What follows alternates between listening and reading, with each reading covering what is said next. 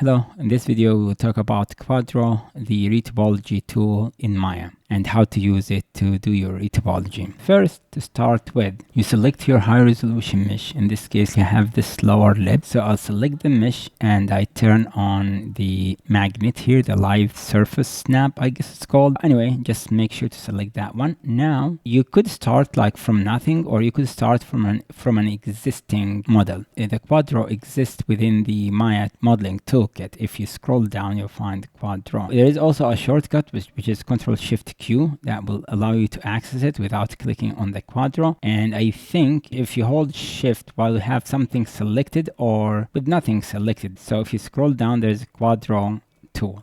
So now, after you access QuadDraw, this is like, I don't want to start with something because I want to explain how you start from scratch first, and then we go to how to use an existing model, because sometimes you have a model that you kind of happy with, but you want to modify it. And they kind of work the same. But if we start from nothing, we hit QuadDraw here and you start doing like using the QuadDraw. Now there is many ways to use QuadDraw. The first, like the straightforward way and the first way, because sometimes if you have nothing, you have to start with this by clicking and adding 4 points. And then when you add 4 points, you can hold Shift and click in the middle. So let me just do it. Delete this, Ctrl-Shift-Q, and click once to add 4 points and hold Shift and then click between them and you get this face. From that point, like I don't need to add 4 because we already have 2 here. Those count, so you need to do this. I'll add this, and you can tell now with this one I need only to click on here because I only need that vertex and everything else exists. Another way or another functionality and tool that we have within the QuadDraw is by holding Tab and click on an edge and drag. That will extrude that edge, right? And because QuadDraw have like an auto weld down here, if you scroll, we have an auto weld. It will snap it to the closest vertex once you reach it. If we deactivate that one, it will stop doing. See, like even if I kind of like cross that vertex, it's not gonna do it.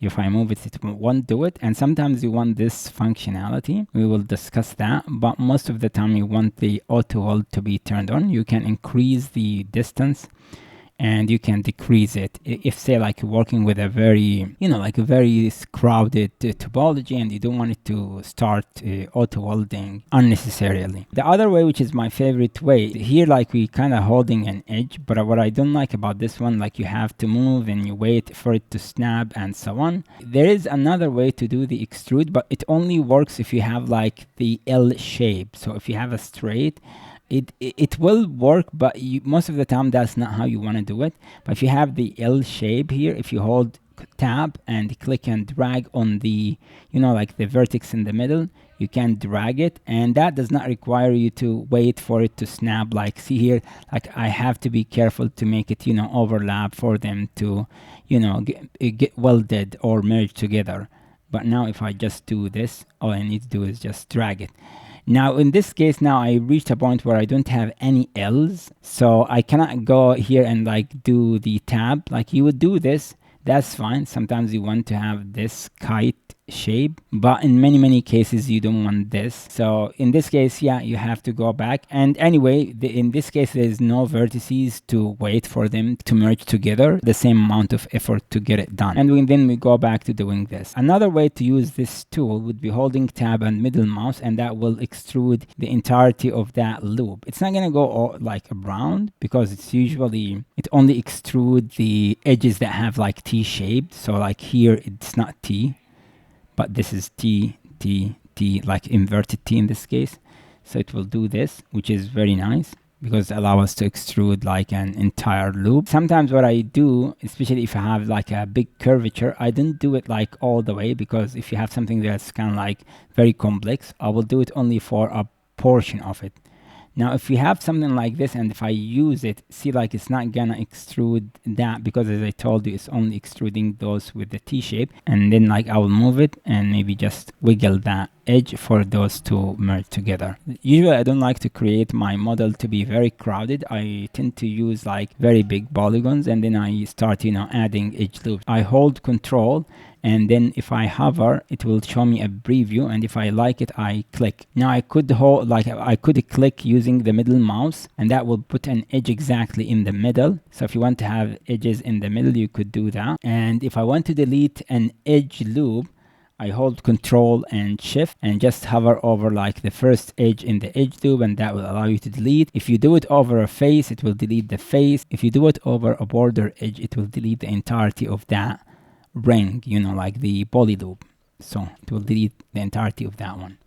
So be careful when you do it. And again, it does respect the same thing. So if it's not like T-shaped, so it will stop. So sometimes like if I want to delete, like let's say I want to delete like those three, I delete the first one, then I do that just to save some time. If you want to merge two vertices, as we said, like just move it, and it will auto weld because of that, that value down there. And yeah, that's kind of like most of what you want to do and like what you have to do. Finally, if you hold shift and like drag here, you will relax those vertices. So let me just actually make things crowded here. Maybe like I have like a lot of points here. If I hold shift, see those get relaxed. Right, you could use it with the soft selection, and that's my favorite way. And to use the soft selection, hold B and drag with the left mouse click to define the range.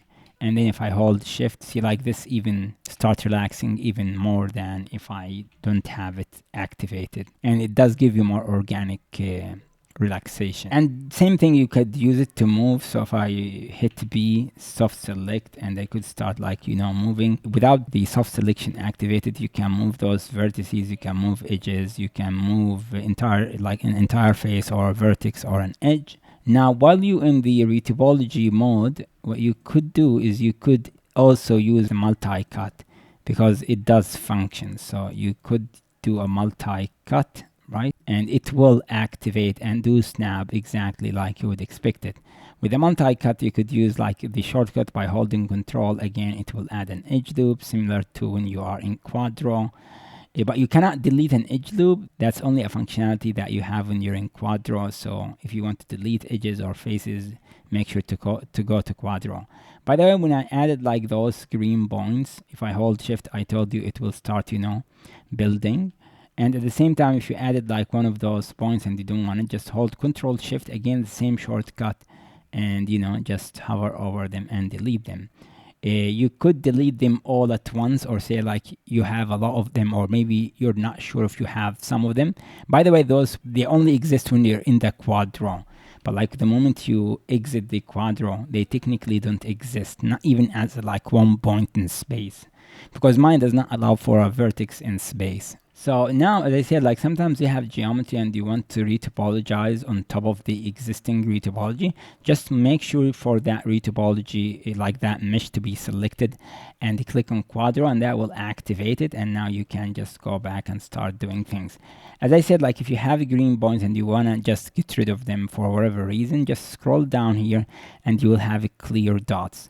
One thing that I didn't mention, in many cases when you start, this will be a much darker color. I like it to be like very light color and almost transparent, and sometimes like completely transparent. To fix that, scroll to where it says live constraint options, and in here you can change the color of your wireframe, the color of the mesh, and also the transparency. So I don't like it to be very opaque, so I'll just drag it down. You can go all the way transparent so you see your mesh, but I like to have that representation of the color, because sometimes like when you're working on big beats, just you want to see what you already did. Because for example, if I delete this one and I go transparent, you won't be able to tell that there isn't like a face there that I need to build. So it's nice to have it. You could use the offset, and the offset would be just like moving it away from the surface, which is sometimes nice if your mesh start getting synced in. Technically, be careful, this is like a permanent thing. So if you look here, this is like away from the mesh. So you could do it if you're trying to build like an asset, or maybe like a prop for your model and you want it. So just make sure that the offset is either 0 or like 0 or whatever number depending on what you want. Snap to back faces, I don't use that, but if you want, you could use it. And of course you can reset your settings. By the way, I told you a lot of shortcuts, not a lot, but like some of those shortcuts. If you want to know all the shortcuts that you have, just scroll down here. It says keyboard mouse shortcuts. Here you will find all the shortcuts that I talked about and even more. Maybe something that I forgot to mention. Another thing that I also forgot to mention, sometimes if you have something like this, or maybe here, if I delete that ring of loop, you could click and drag, and it should, instead of like holding shift, then click once, then click again.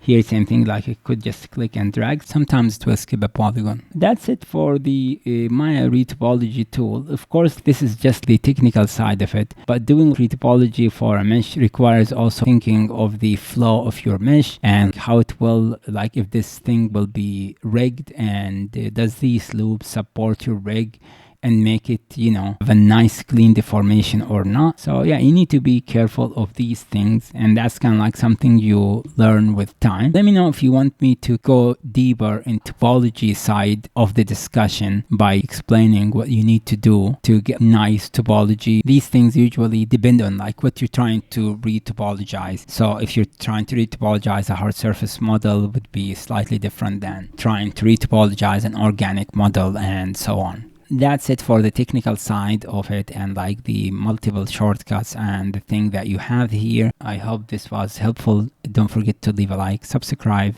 and leave any comments you have about this video or any, like any topic that you want to discuss, and I'll do my best to help you with it, guys. Have a good day.